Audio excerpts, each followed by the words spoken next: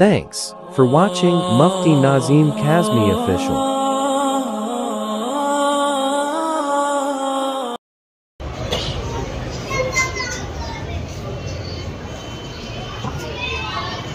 Bismillahirrahmanirrahim.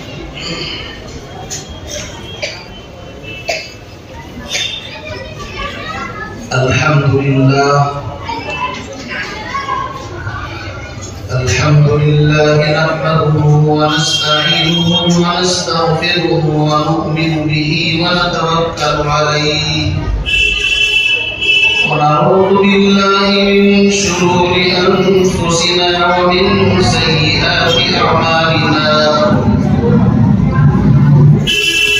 Man yahdihillahu fala mudilla lahu wa man yudlilhu fala hadiya lahu. ونشهد أن سيدنا وسندنا وشفيعنا وحبيبنا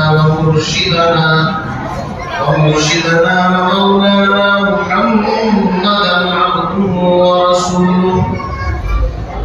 أما بعد فأعوذ بالله من الشيطان الرجيم. بسم الله الرحمن الرحيم. قل هل يستوي الذين يعلمون والذين لا يعلمون.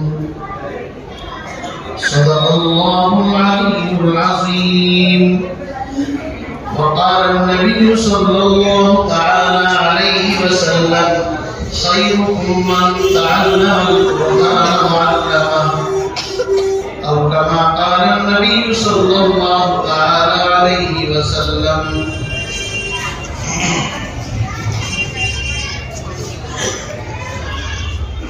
ہر کوئی مسمع ذوق تناسانی ہے، ہر کوئی مسمع ذوق تناسانی ہے،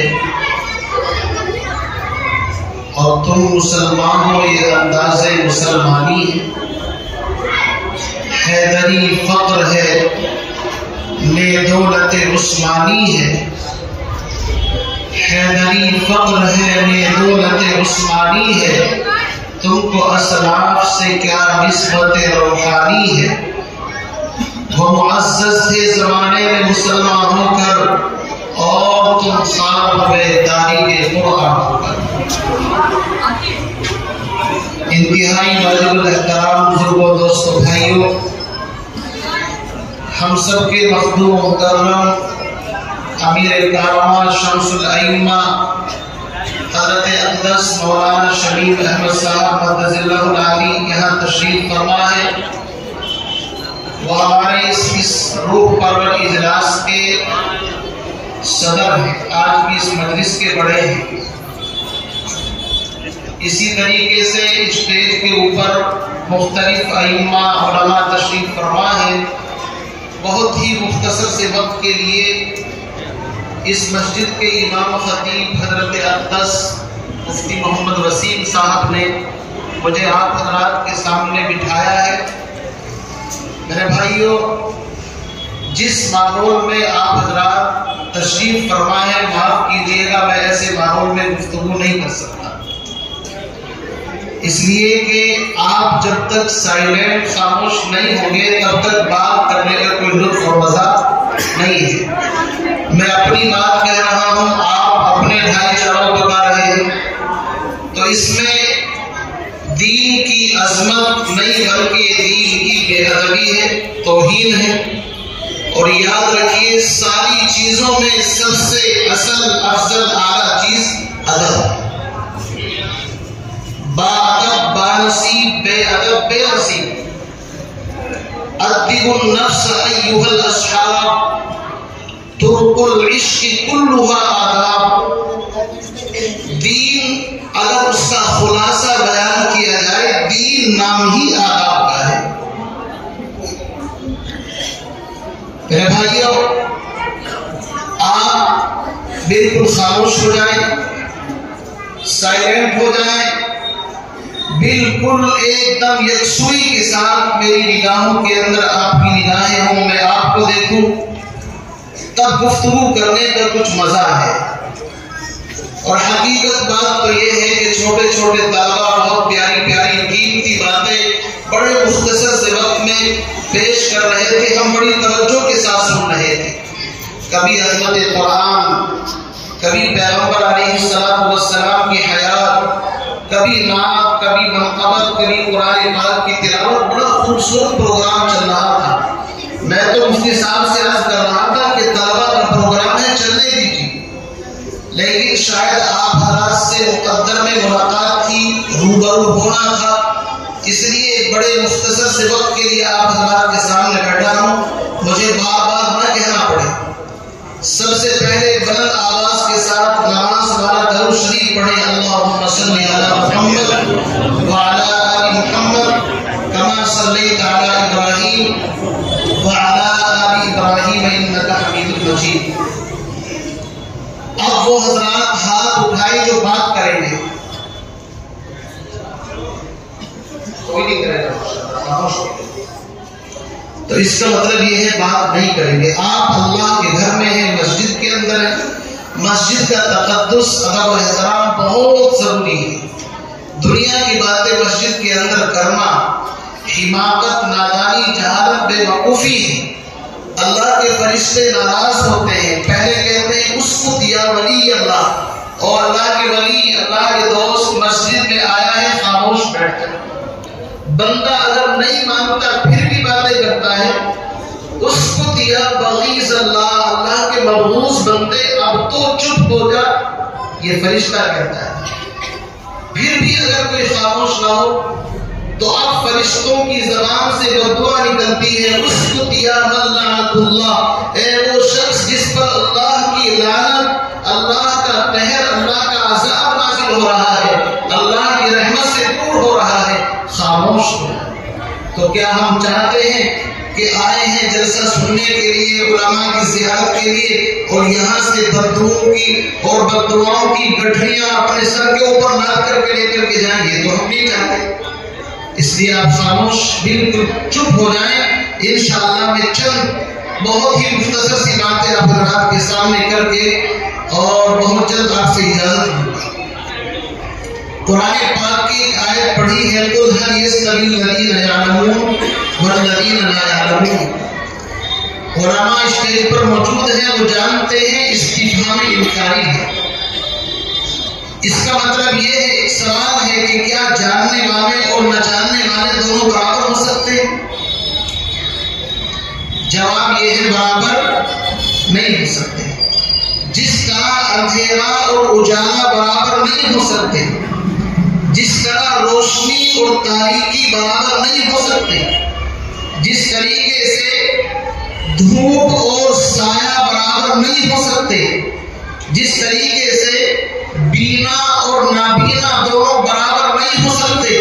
اس لیے کہ جو بینا ہے، آنکھوں والا ہے، وہ اپنی منزل تک آسانی کے ساتھ پہنچ سکتا ہے، لیکن وہ شخص جو آنکھوں سے نابینا ہے وہ کسی سہارے کا محتاج ہوتا ہے. وہ ٹھوکر کھا سکتا ہے، وہ راستے سے بھٹک سکتا ہے، منزل مقصود کو پانے میں اس کو بڑی دیر لگ جائے گی.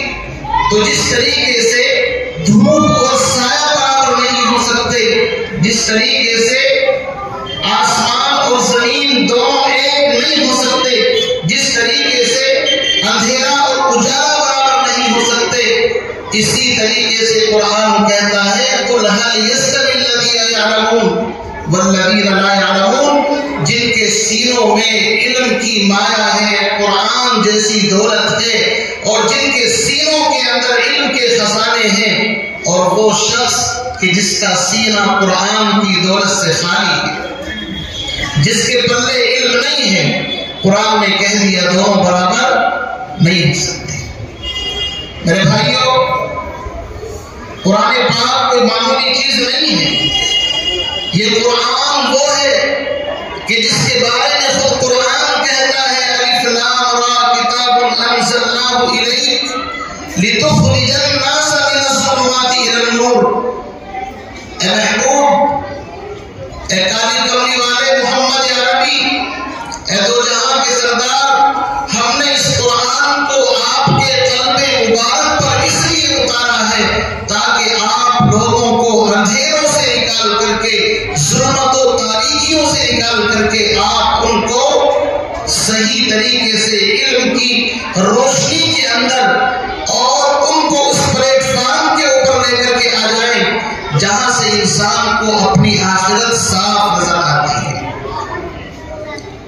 عقابی روح جب بیدار ہوتی ہے جوانوں میں، نظر آتی ہے ان کو اپنی منزل آسمانوں میں۔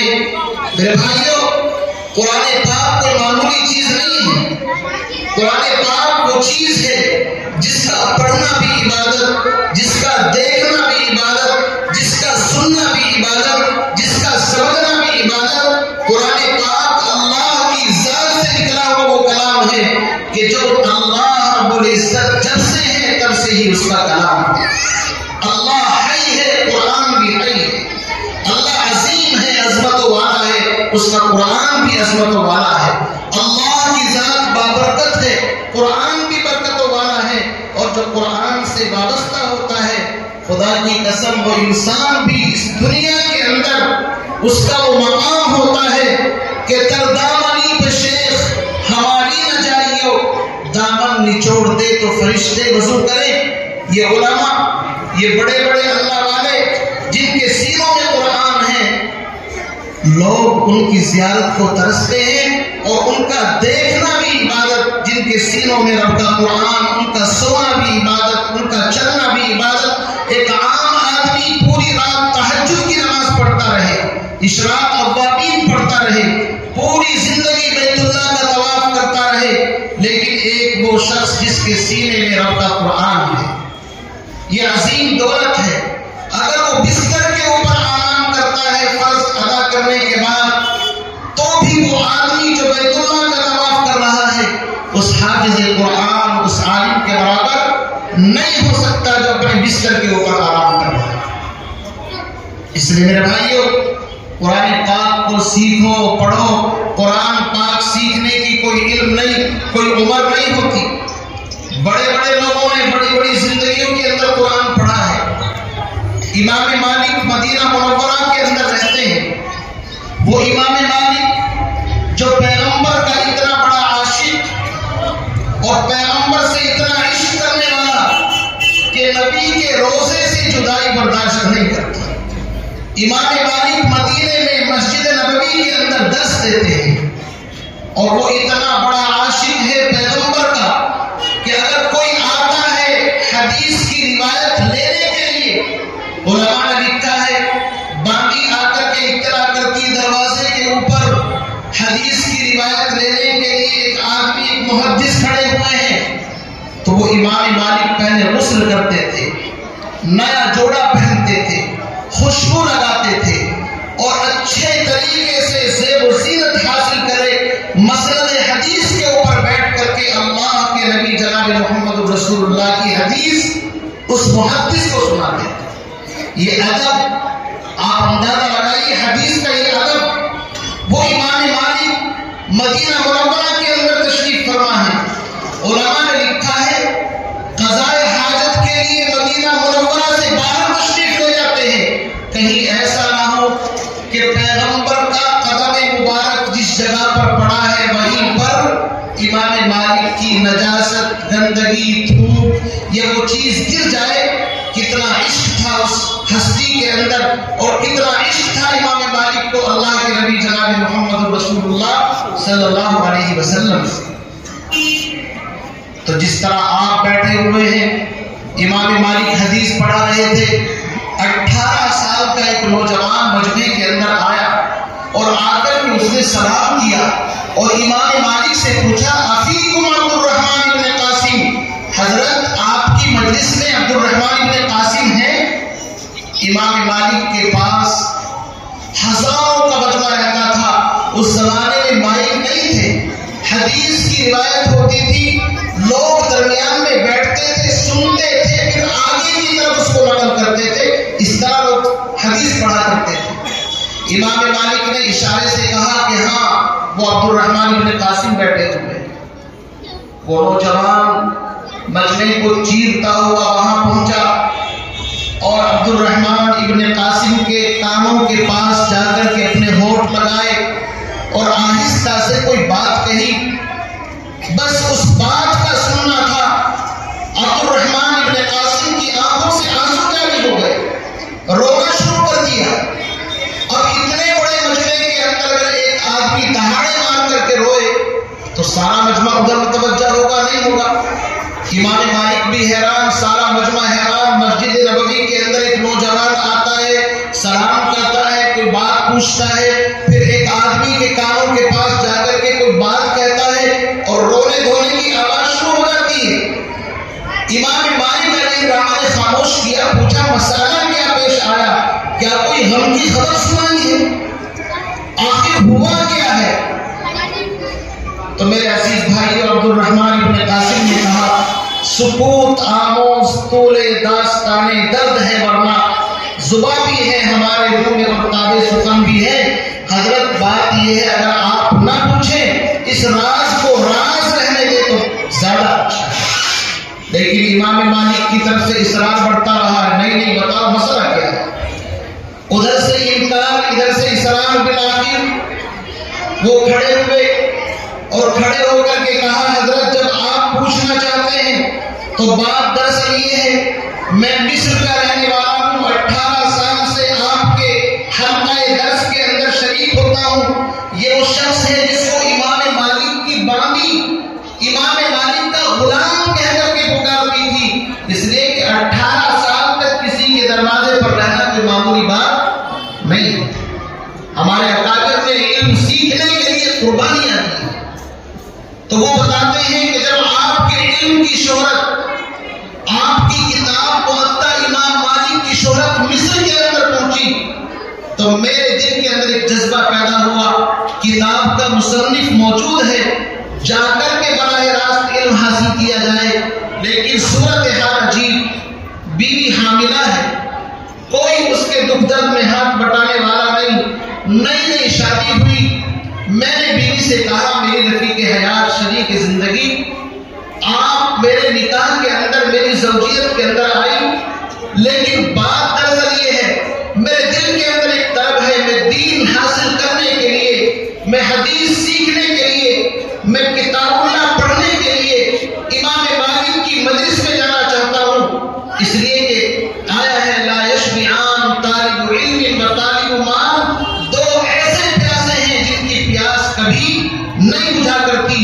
ایک علم کا طلب کرنے والا، اس کی پیاس کبھی نہیں بجھا کرتی، اور دوسرا ملک اور مال کا متلاشی، اس کی حدیث کبھی بھرا نہیں کرتی۔ فرماتے ہیں بیوی نے کہا، آپ جائیے، میں آپ کے یہاں آیا، 3 سال سے یہاں پر ہوں، 3 سال تک علم سیکھا، لیکن میرے اندر جو پیاس تھی وہ ختم نہیں ہوئی۔ میں نے حاجیوں کے ایک قافلے کے ذریعے سے ایک خط بھیجا اپنی بیوی کے پاس کہ میری رفیق حیات، آپ چاہو تو میری زوجیت کے اندر رہو اور چاہو تو آپ آزاد کرتا ہوں، آپ عدت گزارنے کے بعد کسی سے نکاح کر لینا، اس لیے کہ میرے اندر جو ابھی جذبہ ہے وہ سیراب نہیں ہوا، میں مزید اور بیان چاہتا ہوں۔ جب وہ خط میری بیوی کے پاس پہنچا تو وہ بیوی اتنی غیرت مند تھی، اس نے جواب لکھ کر کے بھیجا کہ میرے شوہر، میرے رفیق حیات، میرے شریک زندگی، اگر آپ 3 سال نہیں 30 سال تک بھی واپس نہیں آئیں گے تو بھی میں کسی دوسرے کے دروازے پر نہیں جاؤں گی۔ جب قسمت نے میرے رشتے کو آپ کے ساتھ جوڑ دیا تو قسمت کا بدلنا میرے ہاتھ میں نہیں ہے۔ آپ آرام سے دین سیکھتے رہے۔ ایمانداری کے ساتھ بتاؤ، آج کی اگر کوئی عورت ہوتی تو کیا کہتی؟ پنگے کھڑے ہو جاتے، جھگڑے ہو جاتے، اپنے بھائیوں کو فون، اپنے والد کو فون، اچھے مولانا سے شادی کر دی، وہ تو مجھے چھوڑ کر کے کہاں چلا گیا۔ حالانکہ آج کے زمانے میں اتنا مجاہدہ نہیں ہے، لیکن وہ زمانہ تھا کہ لوگ دین کے لیے قربانیاں دیا کرتے تھے۔ فرمایا کہ آج مجھے 18 سال ہو گئے، میں آپ کے حلقے درس میں دین سیکھ رہا ہوں، اب یہ وہ بچہ ہے جو حالت حمل کے اندر چھوڑ کر کے آیا تھا، یہ بچہ پیدا ہوا، بڑا ہوا، مال کمایا، علم دین بھی سیکھا، اب حج کرنے کے لیے آیا اور حج سے فارغ ہو کر کے رسول اکرم صلی اللہ علیہ وسلم کے روزے کی زیارت کے لیے آیا ہے. اس کی والدہ نے کہا تھا بیٹا تمہارے ابو امام مالک کی مجلس میں دین سیکھنے کے لیے گئے تھے, اگر وہ حیات ہوں زندہ ہوں ان کو ہمارا سلام کیا.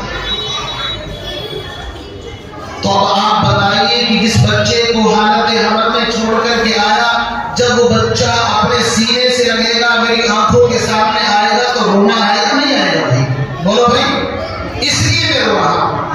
تو امام مالک علیہ الرحمہ بڑے خوش ہوئے کہ میرا شاگرد 18 سال سے دین سیکھ رہا ہے. میرے بھائیوں یہ مدرسہ عربیہ تعلیم القرآن جو اس مسجد کے اندر چلتا ہے, الحمدللہ اس کو اکابر علماء کی سرپرستی حاصل ہے. یہاں بھی وہی علم کا چشمہ جاری ہے, قرآن پڑھایا جاتا ہے, دین سکھایا جاتا ہے, مضبوط ٹھوس تعلیم دی جاتی ہے. تقریباً کتنے بچے ہیں؟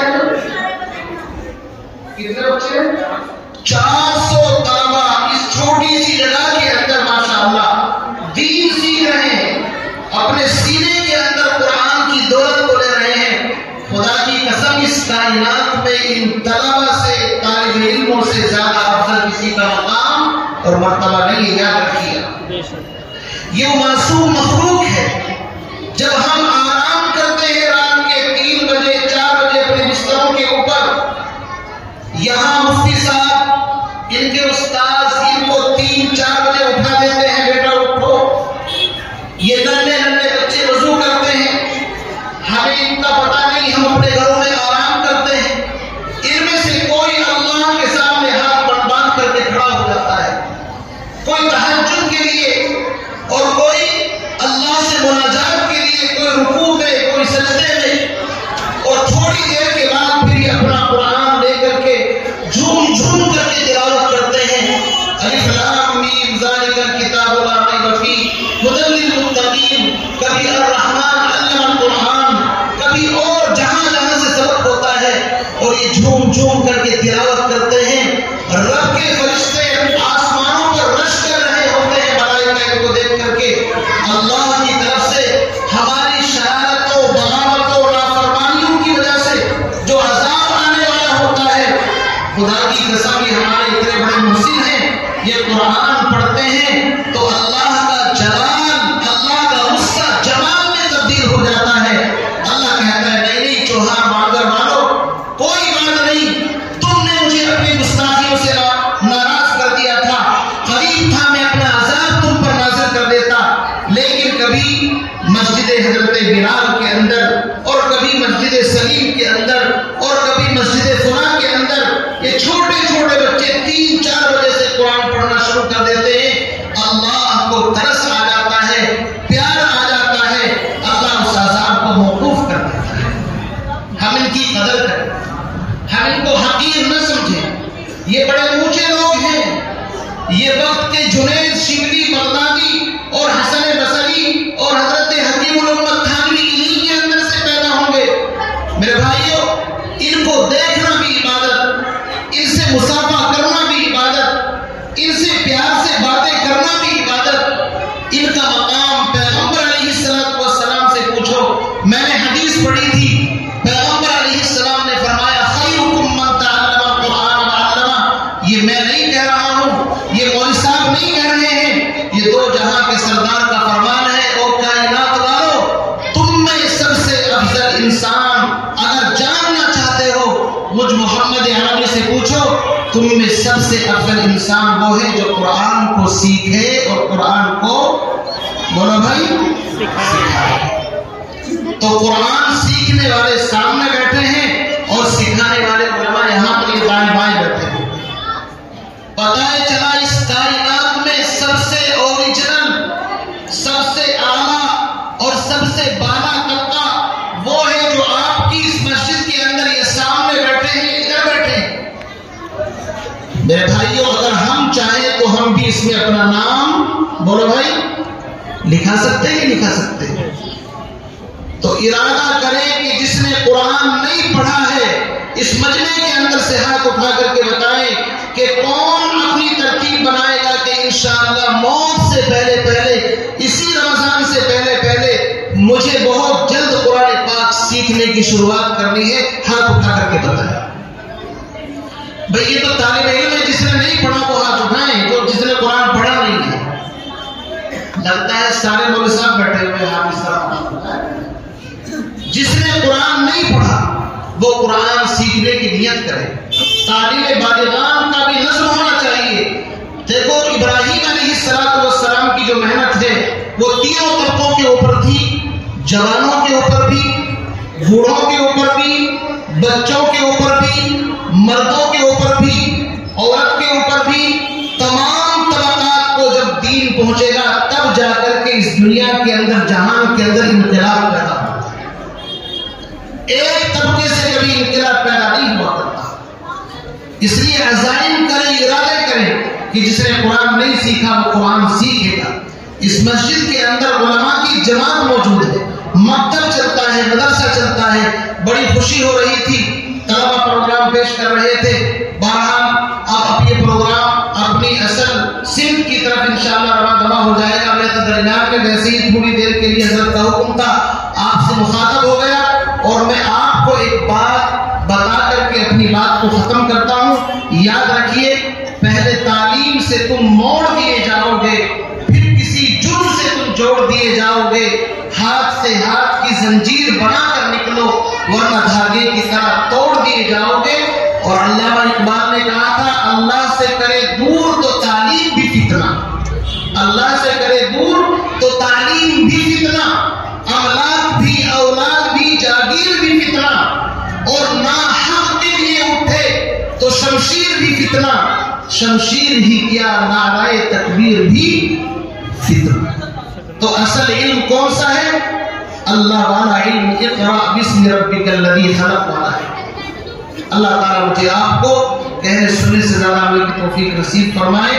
وآخر دعوانا الحمدللہ رب العالمین۔